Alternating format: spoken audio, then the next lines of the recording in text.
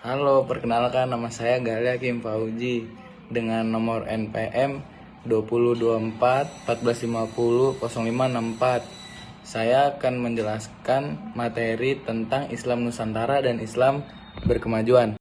Perkenalkan, nama saya Zaki Ahmad Kausar dengan nomor NTM 202414500342. Kami dari kelompok 3. Assalamualaikum warahmatullahi wabarakatuh. Kami dari kelompok 3 Ingin berpresentasi dengan tugas agama yang berjudul Islam Nusantara dan Islam Berkemajuan. Kontemplasi imajinatif. Dan di sini kami ada dua orang, yaitu Zaki Ahmad Kausar dengan nomor NPM 202414500342. dan aku Gali Hakim Fauji dengan NPM 2024 1450 0564. Latar belakang. Sejak masa awal kemerdekaan, perdebatan dan kontestasi ideologi dan gerakan keislaman seakan menjadi sebuah diskusi yang tidak ada habisnya. Dan adapun yang pertama itu Orde Lama. Konsep nasionalisme Soekarno mendapatkan kritikan dari beberapa kelompok Islam. Dan adapun yang kedua yaitu Orde Baru. Sistem politik ini terbukti sangat efektif untuk menekan ideologi politik Islam. Dan adapun yang ketiga itu ada era reformasi. Banyak bermunculan organisasi masyarakat berbasis agama khususnya Islam.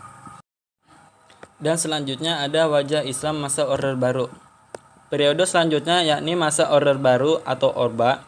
Indonesia mulai menerapkan sistem politik korporatik dan hierarkik otoritarian memasuki sistem politik pluralistik. Tekanan dan di sini ada intimidasi. Sistem politik ini terbukti sangat efektif untuk menekan ideologi politik Islam. Dan yang keduanya itu ada munculnya kelompok radikal. DI yang bernaung di bawah kelompok Islamik radikal muncul ke permukaan. Dan yang terakhir itu ada pelunakan pemerintah. Pada periode ini, pemerintah mengeluarkan kebijakan-kebijakan yang bagi sebagian kalangan dikatakan radikal. Dan selanjutnya ada wajah Islam era reformasi.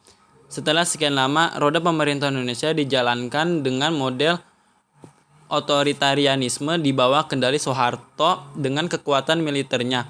Maka era reformasi menjadi babak baru yang membawa euforia, keterbukaan atau demokrasi dalam setiap lini kehidupan. Dan adapun yang pertama itu kelompok Islam.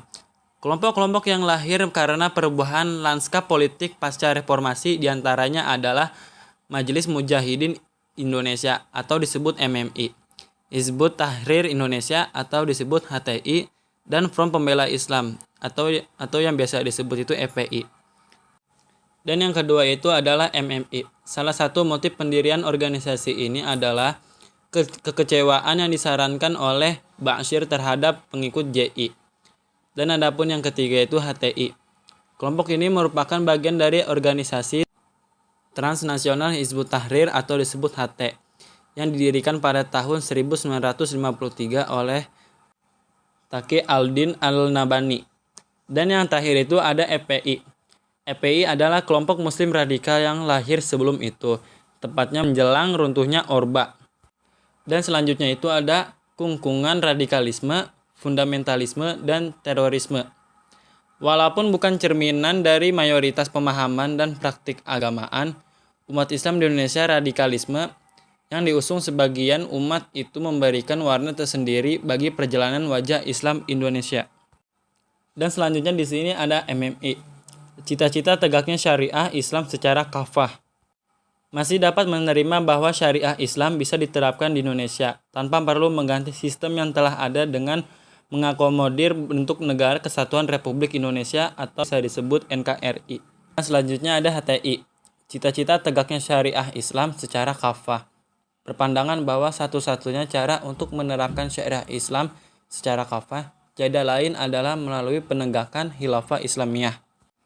Dan selanjutnya itu ada FPI. Orientasi ideologi keislaman di Indonesia yang bersifat radikal ini lebih kental mengarah pada penerapan syariah pada tingkat masyarakat ketimbang. Dan selanjutnya itu ada HTI.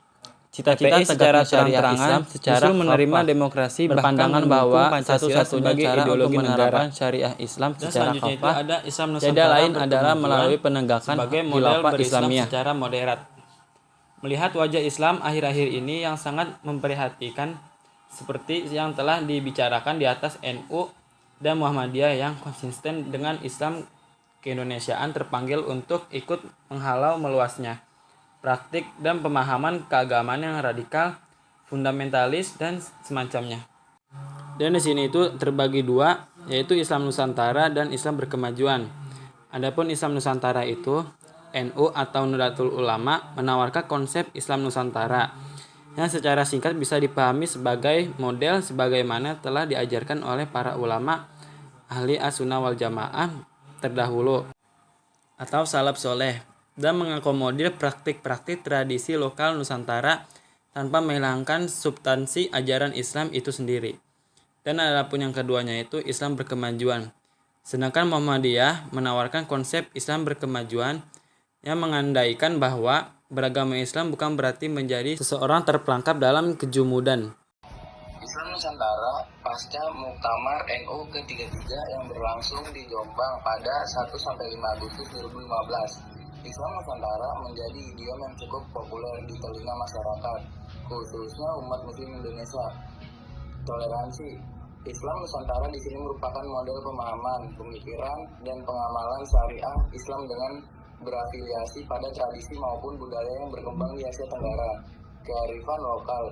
Islam Nusantara sendiri dapat didefinisikan sebagai amalia Islam di Nusantara yang merupakan hasil dialog dengan kearifan lokal.